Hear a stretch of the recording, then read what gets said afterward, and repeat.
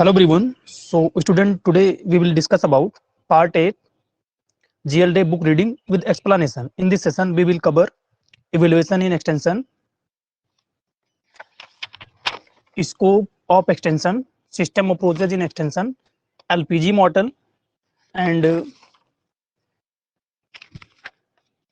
तो स्टार्ट करते हैं। हम लोग फ्यू सेकंड वेट करते हैं और भी जो स्टूडेंट हैं एक बार वो जुड़ जाएं, उनके पास नोटिफिकेशन ऑलरेडी पहुंच चुका होगा।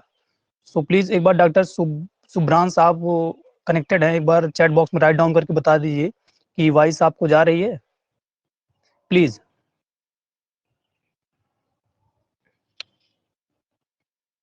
Okay,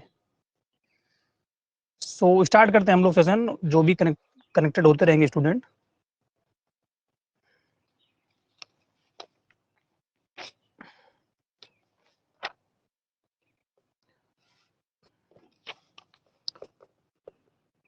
first of all, evaluation in extension. What is evaluation and importance of evaluation in extension.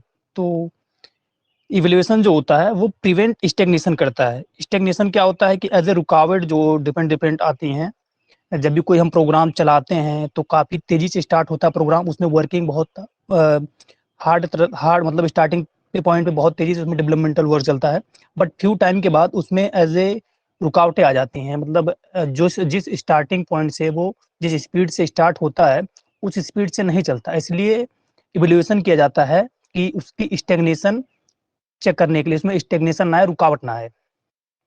According to van den Ban and Hawkins 1996, evaluation is used to determine whether an extension program has achieved its goal and whether these goals could have been achieved more effectively in a different way. तो von Dane and Ben और Hokkien ने 1996 में definition दी थी evaluation की। इनके according जो evaluation term use किया जाता है डिटरमाइन करने के लिए कि जो एक्सटेंशन प्रोग्राम चलाया जा रहा है वो कितना गोल को अचीव किया, और जो दूसरी जगह पर मतलब चल रहा था, दो प्रोग्राम एक साथ स्टार्ट हुए, दोनों का चेक करते हैं कि 2 सेकंड वाला था वो कितना इफेक्टिवली अचीव किया अपने गोल को और फर्स्ट वाला कितना अचीव किया। इसी को हम लोग इवैल्यूएशन बोलते हैं। It enable extension administrator, manager and agent to learn more effectively from their experience by systematic observation and analysis of the experience. तो ये इनेबल करता है जो भी एडमिनिस्ट्रेटर होते हैं, मैनेजर होते हैं, एक्सटेंशन एजेंट होते हैं, उनको लर्न करने का कि इफेक्टिवली वो लर्न करते हैं।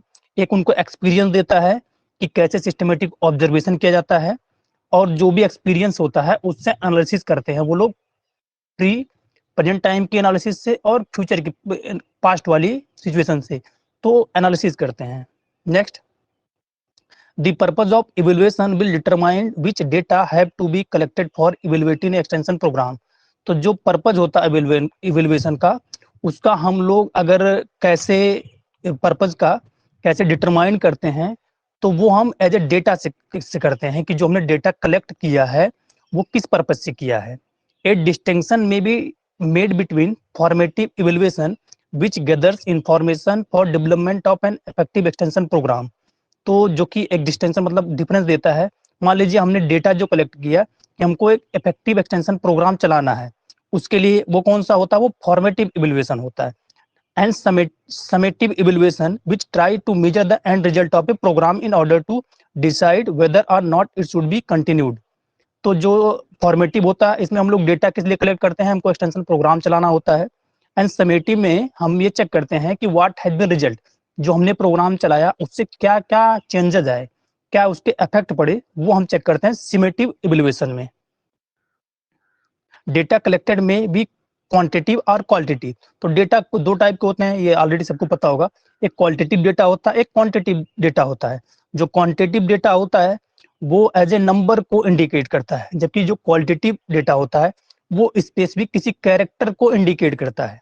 The former are useful for measuring achieved as result of extension program, while the latter provide information about the region why extension agent and farmer act in a certain way. Next, scope of extension. What is scope of extension education? हम लोग इसको देखते हैं। केल्से and हेर ने 1967 identified 9 area of program emphasis which indicate the scope of agricultural extension. तो केल्से और हिरने ने 1967 में 9 जो एरिया होते हैं डेवलपमेंट के एक्सटेंशन के उसको आइडेंटिफाई किया था, और उसी को ही एक्सटेंशन के इसको बोले जाते हैं। दीज आर, ये कौन कौन से हैं? पहला क्या है? Efficiency in agricultural production. पहला क्या है कि इफिशियंसी लाना एग्रीकल्चर प्रोडक्शन में। दूसरा क्या है? Efficiency in marketing, distribution and utilisation. Second, efficiency लाना मार्केटिंग में, डिस्ट्रीब्यूशन में, और जो रिसोर्स हैं उनके यूटिलाइजेशन में। थर्ड क्या है? Conservation, development and use of natural resources. जो भी हमारे पास नेचुरल रिसोर्स अवेलेबल है उनका डेवलपमेंट कैसे करना है और उनको एज इफेक्टिव वे में कैसे यूज करना है। फोर्थ क्या है? Management on the farm and in the home. हमारे फार्म को और होम को कैसे मैनेजमेंट करना है। Fifth, family living. Six, youth development. Seventh, leadership development. Eight, community development and rural area development. Nine, public affair.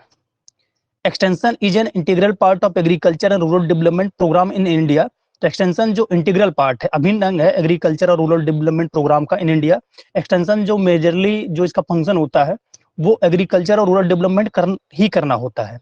In fact, taking other things constant, the progress in production which has been achieved in agriculture, horticulture, animal husbandry, veterinary, fishery, forestry, sericulture etcetera.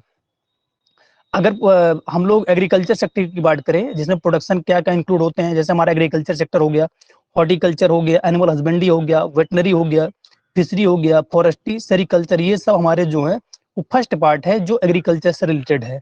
May be thought of as a proportional of the strength of extension service in a particular discipline, जो एक particular discipline को include करता है। Next क्या है? Extension education is a integral part of teaching in agriculture. तो extension education जो है वो इंटीग्रल पार्ट है किसकी? एज ए जो हम एग्रीकल्चर में टीच किया जाता है, एग्रीकल्चर में जो एजुकेशन दी जाती है, चाहे वो यूजी लेवल पे जब भी कोर्स ऑफर किए जाते हैं बीएससी एग्रीकल्चर, तो उसमें एक्सटेंशन को एज ए रखा जाता है कोर्स के रूप में। वेटनरी में भी veterinary science and animal science, dairy, fishery, forestry, sericulture, home science, rural development, social work etcetera.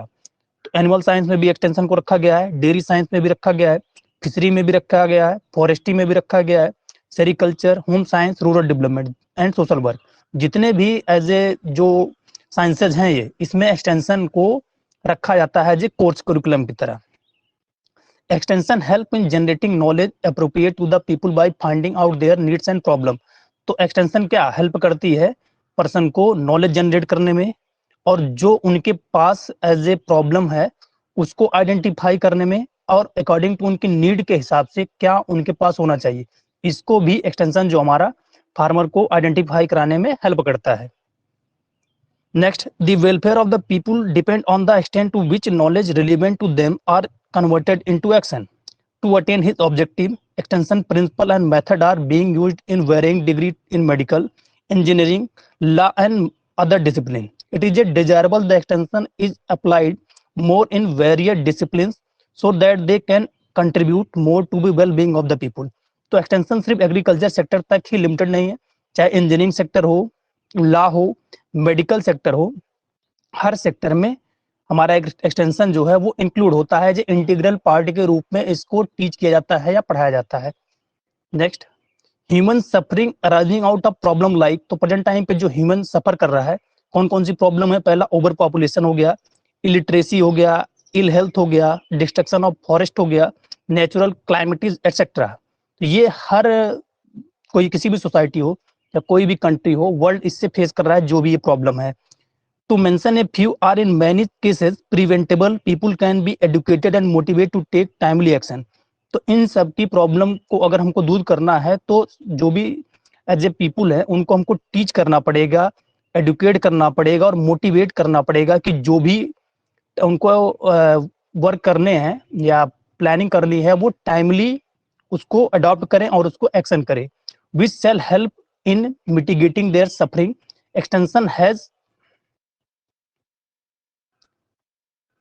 Extension has immense power in translating knowledge into action. तो एक्सटेंशन के पास जो पावर है वो नॉलेज को हमको एज ए एक्शन के रूप में लाती है। जैसे अगर हमको नॉलेज हो जाएगा तो उसको हम अडॉप्ट करके एज ए ऑब्जर्व भी कर लेंगे और उसका रिजल्ट भी हमको मिलेगा। This understanding is important for organisation to work with the people. और ये अंडरस्टैंडिंग हेल्प भी करती है एक ऑर्गेनाइजेशन को डेवलपमेंट करने में, एंड वहां पे वर्क करने के लिए for together. Next, system approach in extension. तो कभी कभी एग्जाम में पूछा जाता है कि जो सिस्टम अप्रोच एक्सटेंशन है का है वो इंडिया में किस चीज को इंक्लूड करता है या किसको इंडिकेट करता है। तो वो प्रिस्क्रिप्शन होता है, एज ए किसी भी नुस्खा को निर्धारण करता है एज ए हमारा extension system approach. In the complexity, diversity and vastness of extension work, it may be useful to think of extension in terms of system. A system is essentially a set or assemblage of things interconnected or interdependent so as to form a complex unity. तो पहली बात तो ये है कि जो जो system होता है या एक्सटेंशन जो है वो बहुत कॉम्प्लेक्स है और डाइवर्स है, और एक्सटेंशन वर्क जो है वो वास्ट है, एज ए लिमिटेड नहीं। वो agriculture sector, fisheries sector, animal husbandry sector, medical sector, engineering sector, हर सेक्टर को इंक्लूड करता है, लाइक रूरल डेवलपमेंट। तो इस वजह से एज ए इसको सिस्टम के रूप में लाया गया। तो सिस्टम क्या होता है? सिस्टम एक सेट होता है या इंटरकनेक्टेड इंटरडिपेंडेंट सेट होते हैं जो जिसका किस लिए फॉर्मेशन किया गया? As a single particular thing को डील करने के लिए। The principle system in agricultural extension are client system and the change agent system. तो दो यहां से निकल गया, एक client system and change agent system. Client क्या होता है? फार्मर हो गया, और चेंज एजेंट क्या हो गया? हमारा एक्सटेंशन वर्कर हो गया। The farmer who are in need of desire change comprise the client system. तो जो फार्मर खुद के बिहेवियर में या उसकी फार्मिंग पैटर्न में किसी भी एज ए टेक्नोलॉजी को या एडॉप्शन को वो चेंज करना चाहता है, तो उसको क्या बोला जाता है? उसको हमारा बोला जाता है क्लाइंट सिस्टम, फार्मर को। Extension agent who influence the farmer innovation decision process constitute the change agent system. तो एक्सटेंशन एजेंट जो होता है, जो फार्मर को इनोवेशन डिसीजन प्रोसेस में डिसीजन लेने में हेल्प करता है, उसको क्या बोला जाता है? उसको चेंज एजेंट सिस्टम बोला जाता है।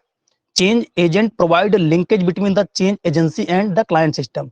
और जो चेंज एजेंट होता है, हमारा एक्सटेंशन वर्कर होता है, वो लिंकेज का वर्क करता है एक्सटेंशन जो डिफरेंट डिफरेंट रिसर्च ऑर्गेनाइजेशन होते हैं उनके बीच और फार्मर के बीच में। Mention may be made of some other interrelated and important system in agricultural extension. There are, for example, जैसे इसको हम लोग अगर मेंशन करें जो एक दूसरे से इंटरकनेक्टेड है या इंटर रिलेटेड है और एक्सटेंशन एग्रीकल्चरल एक्सटेंशन में इंपॉर्टेंट है। पहला हमारा क्या हो गया? नॉलेज जनरेटिंग सिस्टम हो गया, जिसको हम लोग केजीएस बोलते हैं। कम्युनिकेशन सिस्टम हो गया, इनपुट सप्लाई सिस्टम हो गया, मार्केटिंग सिस्टम हो गया।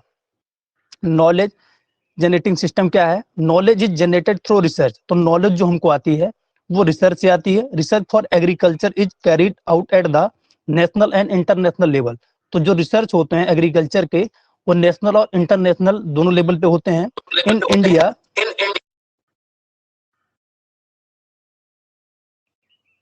In India agriculture research is mainly carried out by the.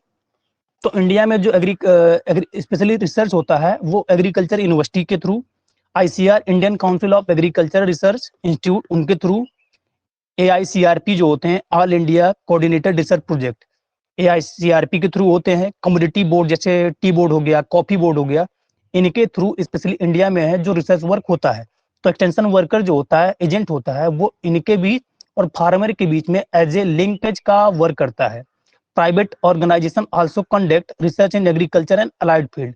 तो जो डिफरेंट डिफरेंट प्राइवेट ऑर्गेनाइजेशन है, सीड कंपनियां हैं, वो भी एग्रीकल्चर रिसर्च वर्क करती हैं। But their main aim is to develop unique product which may be protected by patent. तो जो कंपनियां होती हैं वो यूनिक कम्युनिटी को डील करती है। जैसे सीड कंपनी है तो सीड को करेगी, फर्टिलाइजर कंपनी है तो फर्टिलाइजर को करती है, अगर पेस्टिसाइड है तो पेस्टिसाइड को, और उसका जो पेटेंट होता है उन्हीं के पास होता है। Relevant technology and information generated at the national in international research system form the basis of agricultural extension work. The technology generated through research are selected and conveyed in the form of message to the ultimate user, the farm families, through the extension communication system। तो पहला हमारा क्या आ गया? Knowledge आ गया। Second हमारा communication है, जो different different research organisation के थ्रू, आईसीआर इंस्टीट्यूट के थ्रू, और जो कॉफी बोर्ड थे उनके थोड़ा जो रिसर्च, उनके थ्रू जो रिसर्च होता है उसको सेकंड वे में क्या होता है? कम्युनिकेशन के मीडियम से, डिफरेंट डिफरेंट जो चैनल होते हैं उनके मीडियम से फार्मर तक उस इंफॉर्मेशन को पहुंचाना ही कम्युनिकेशन में इंक्लूड होता है। जो हमारा क्या होता है, वो कम्युनिकेशन सिस्टम होता है। पहला हमारा नॉलेज सिस्टम हो गया, नॉलेज हमें कहाँ से आएगी, रिसर्च से आएगी। देन उस नॉलेज को या रिसर्च को फार्मर तक पहुंचाना है, वो सेकंड हमारा सिस्टम क्या है, कम्युनिकेशन सिस्टम। थर्ड हमारा इनपुट सप्लाई सिस्टम हम लोग देखते हैं। Some are the opinion that extension is only a educational job and inputs and service have no place in it. This may be partially true. When a new technology is taken the farmer, it is essential that the relevant critical input are also supplied, as they may not be available in the market for difficult for the farmer to procure. तो यहाँ पे ये point निकल के आ रहा है, जो new technology release होती है आईसीआर इंस्टीट्यूट के थ्रू, रिसर्च ऑर्गेनाइजेशन के थ्रू या एग्रीकल्चर स्टेट एग्रीकल्चर यूनिवर्सिटी के थ्रू, वो तुरंत क्योंकि जो है मार्केट में अवेलेबल नहीं होती, तो उस टेक्नोलॉजी को, उस पैटर्न को जो एक्सटेंशन वर्कर होता है वो डायरेक्ट रिसर्च स्टेशन से फार्मर को अवेलेबल कराता है। ये हमारा होता है इनपुट सप्लाई सिस्टम। नेक्स्ट क्या है, farmer are generally motivated to adopt technology when remunerative price is assured for what they produce. तो फार्मर न्यू टेक्नोलॉजी को अडॉप्ट करने में या न्यू पैटर्न को अडॉप्ट करने में तभी तैयार होगा जब वो उसके प्रोडक्ट का एज ए रिम्यूनरेटिव या फेयर प्राइस मिलेगा, एक उचित प्राइस उसको मिलेगा। This may be insured by a good marketing system which shall take care of farmer transport, storage, pricing and other related aspect. तो जो ये कैसे होगा, ये हमारा जो लास्ट है मार्केटिंग सिस्टम से होगा। तो अगर हमारा देखा जाए system approach in extension India में कौन कौन से हैं, पहला हमारा हो गया नॉलेज जनरेटिंग सिस्टम। नॉलेज कहाँ से आएगी, रिसर्च से आएगी। सेकंड हमारा कम्युनिकेशन सिस्टम। कम्युनिकेशन में क्या होता है कि जो नॉलेज होती है उसको फार्मर तक पहुंचाया जाता है। थर्ड हमारा हो गया इनपुट सप्लाई सिस्टम। कुछ ऐसे टेक्नोलॉजी होती है या इंफॉर्मेशन होती है जो डायरेक्ट मार्केट में अवेलेबल नहीं होती है, तो एक्सटेंशन एजेंट जो होता है वो उसको रिसर्च इंस्टीट्यूट से फार्मर तक पहुंचाता है डायरेक्टली। इसे हमको क्या बोलते हैं, इनपुट सप्लाई सिस्टम। फोर्थ हमारा क्या, मार्केटिंग सिस्टम। मार्केटिंग में ये है, आप कोई भी प्रोडक्ट फार्मर अगर प्रोड्यूस कर ले और उसका फेयर और रिम्यूनरेटिव प्राइस नहीं मिलेगा तो प्रोडक्ट बेकार है। इसलिए एक्सटेंशन एजेंट जो होता है फार्मर के प्रोडक्ट को और मार्केट में इफेक्टिवली सेल कराता है। ये हमारा हो गया मार्केटिंग सिस्टम। नेक्स्ट हम लोग देखते हैं एलपीजी मॉडल। ऑलरेडी मैंने इसको मॉर्निंग में यूट्यूब की वीडियो को कवर कर रखा है स्लाइड में, बट इसको हम लोग डिस्कस कर लेते हैं। What is LPG model. LPG जो इंडिकेट करता है globalisation, liberalisation and the new economic policy. Since early 1990 there have been some fundamental change in the functioning of Indian economy.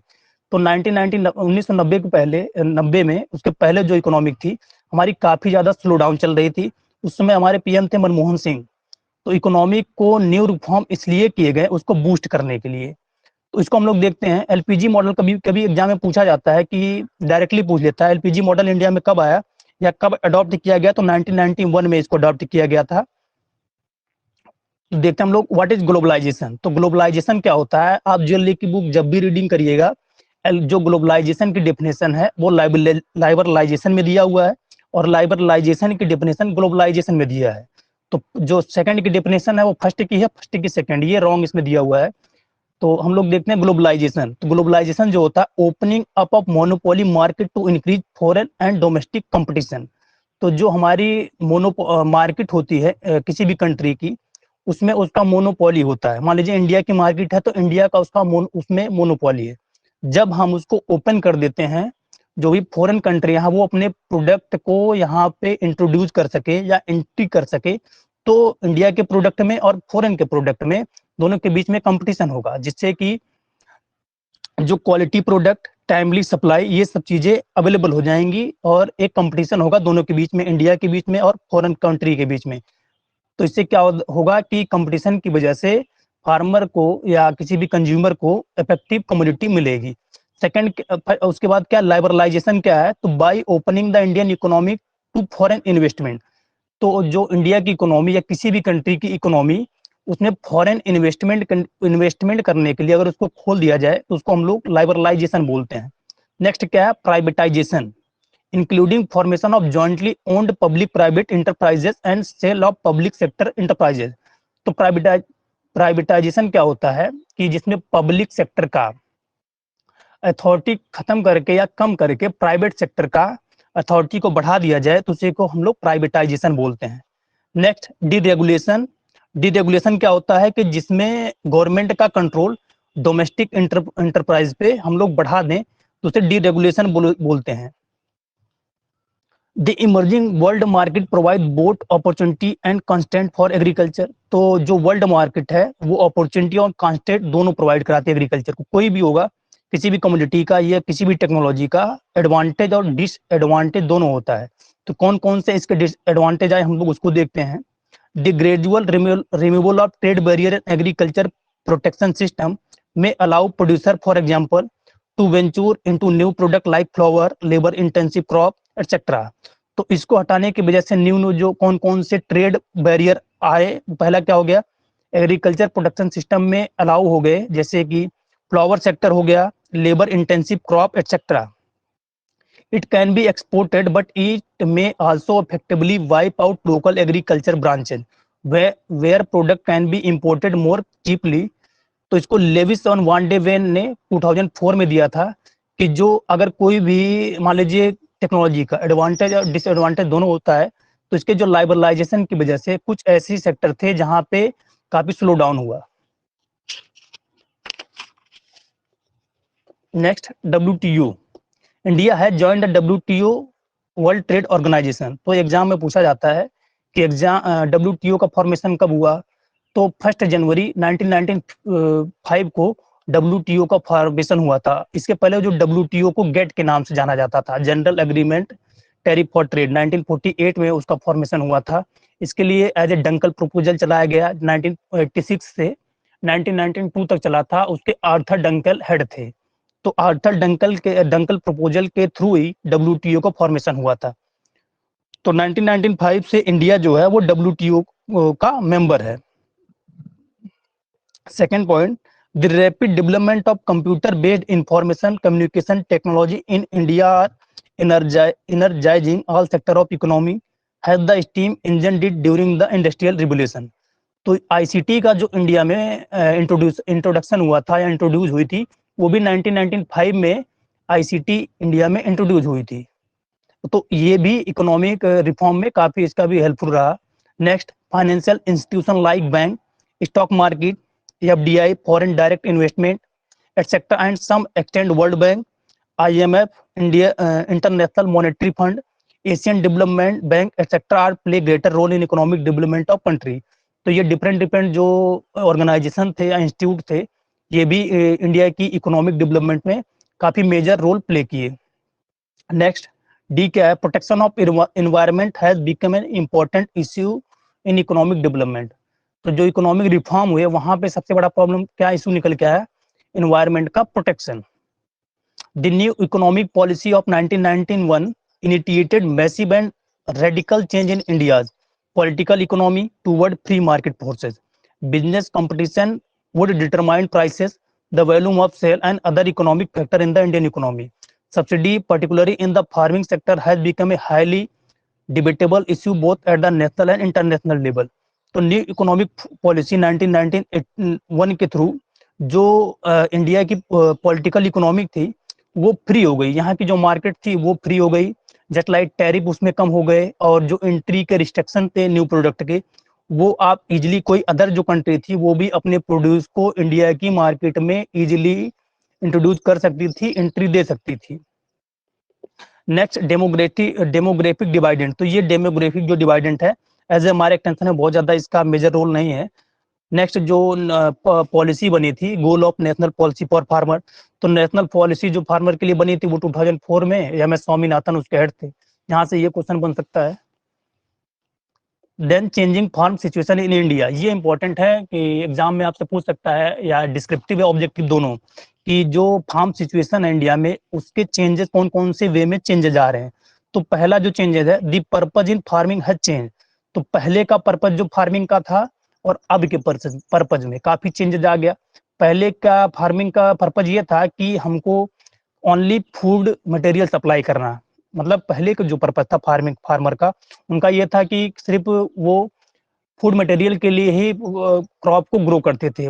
पर प्रेजेंट टाइम की जो सिचुएशन है वो मार्केट बेस्ड पे हो गई है, मार्केट लेड पे, एक्सटेंशन के बेस्ड पे हो गई, कि जो मार्केट की डिमांड है उसी की बेसिस पे फार्मर जो है प्रोडक्ट मार्केट में सप्लाई कर रहा है। अब की और पहले जो थी एग्रीकल्चर हमारी ओनली फूड सप्लाई करने के लिए फार्मर खेती करता था, अब की है उसकी एज ए इंडस्ट्री के रूप में, एज ए बिजनेस के रूप में फार्मिंग करने लगा। तो ये पहला चेंजेस हो गया।